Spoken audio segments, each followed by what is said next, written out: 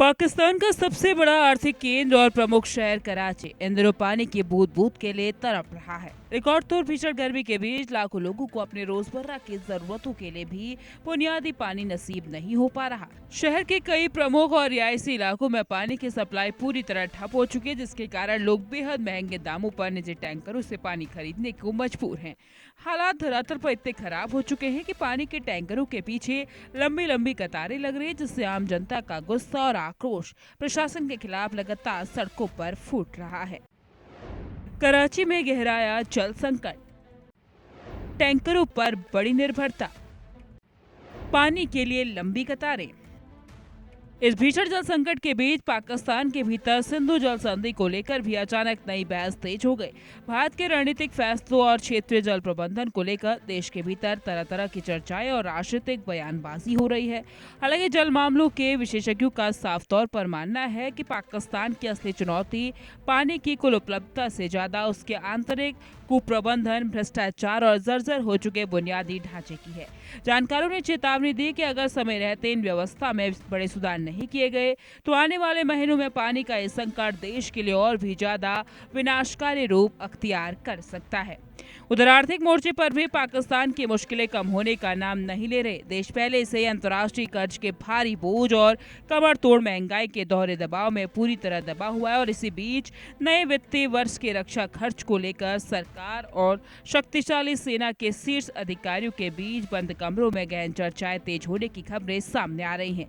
अंतर्राष्ट्रीय वित्तीय संस्थाओं द्वारा लगाई गई सख्त शर्तों को पूरा करने और घरेलू जनता की बुनियादी जरूरतों के बीच एक सही संतुलन बनाना इस वक्त वर्तमान सरकार के लिए सबसे बड़ी और कठिन चुनौती बन गया है।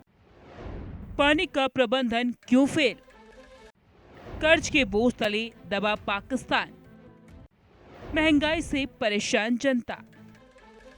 देश का नया बजट पेश करने की प्रक्रिया में हो रही लगातार देरी ने भी शासन व्यवस्था पर कई गंभीर सवाल खड़े कर दिए। राजनीतिक विश्लेषकों का स्पष्ट मानना है कि बड़े आर्थिक फैसलों और नीतिगत बदलाव को लेकर सरकार के अंदरूनी मतभेद और विभिन्न संस्थाओं का दबाव अब खुलकर सामने दिखाई देने लगा। यहाँ तक कि पूर्व प्रधानमंत्री शाहिद खाकान अब्बासी भी सार्वजनिक रूप से कड़ी चेतावनी दे चुके हैं कि अगर मौजूदा शासन व्यवस्था, राजनीतिक प्राथमिकताओं और आर्थिक नीतियों में तुरंत कोई बड़ा और ठोस बदलाव नहीं किया गया तो आने वाले समय में पूरे देश की मुश्किलें और ज्यादा गंभीर हो सकती हैं। इस चौतरफा बदहाली को लेकर अब सोशल मीडिया पर भी पाकिस्तान की आम जनता का भारी गुस्सा और असंतोष खुलकर बाहर आ रहा है।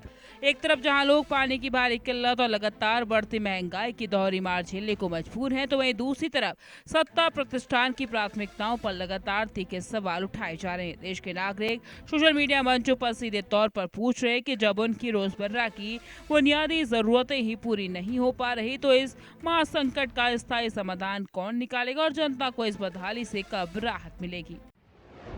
पूर्व पीएम की चेतावनी, जनता पूछ रही सवाल, पानी कब मिलेगा? महंगाई से राहत कब?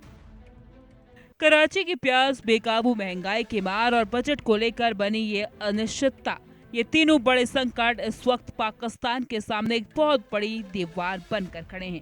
अब सबसे बड़ा सवाल यही बना हुआ है कि क्या वहां की सरकार और तमाम शक्तिशाली संस्थाएं मिलकर इन गंभीर समस्याओं का कोई ठोस समाधान निकाल पाएंगे या फिर आने वाले दिनों में आम जनता के लिए हालात और भी ज्यादा कठिन और बदतर होते चले जाएंगे।